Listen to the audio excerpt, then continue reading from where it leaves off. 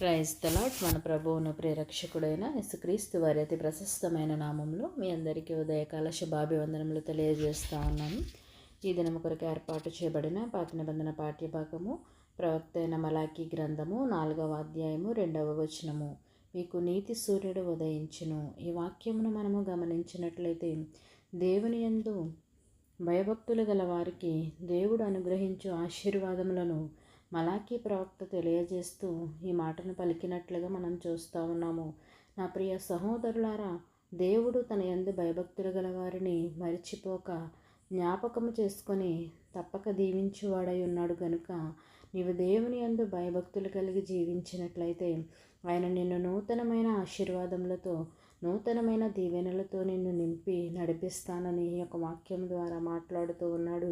నా ప్రియ సహోదరులారా, నీతి సూర్యుడైన దేవుడు మన జీవితాల్లో ఉదయిస్తే జరిగే కార్యములు ఏవి అని మనం ఆలోచన చేసినట్లయితే మొదటిగా మనము విజయము పొందుకుంటాము, రెండవదిగా మనము మేలు పొందుకుంటాము, మూడవదిగా మనము అభివృద్ధి పొందుకుంటాము.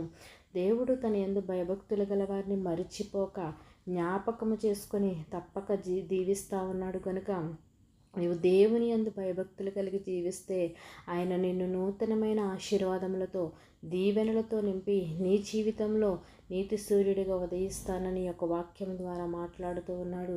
నా ప్రియ సహోదరులారా, దేవుడు నీ జీవితంలో నీతి సూర్యుడిగా ఉదయించలాగున అట్టి కృప పరిశుద్ధాత్మ దేవుడు మనందరికీ అనుగ్రహించునుగాక. తలలు వంచి ప్రార్థనలు ఏకీభవించవలసిందిగా కోరుచున్నాను. మహోన్నతుడును మహాగణుడైన మా ప్రియ పరలోకపు తండ్రి, నీ ఘనమైన శ్రేష్టమైన నామానికి స్తోత్రములు చెల్లిస్తా ఉన్నాము. నీతి సూర్యుడిగా మీకు ఉదయిస్తాను ఈ యొక్క వాక్యం ద్వారా మాతో మాట్లాడి ఉన్నావు. మా జీవితాల్లో నీవు నీతి సూర్యుడిగా వదిస్తే విజయము పొందుకుంటామని, మేలు పొందుకుంటామని, అభివృద్ధిని మేము పొందుకుంటామని ఈ యొక్క వాక్యం ద్వారా మాట్లాడి ఉన్నావు. నీ యందు భయభక్తులు కలిగిన జీవితాలు మాకు దయచేయండి ప్రభువా. నీవిచ్చే నూతనమైన ఆశీర్వాదములను దీవెనలను పొందుకునేలాగున అట్టి కృప మాకు అనుగ్రహించమని యేసు పరిశుద్ధ నామములో అడిగి వేడుకొనుచున్నాము తండ్రి. ఆమేన్.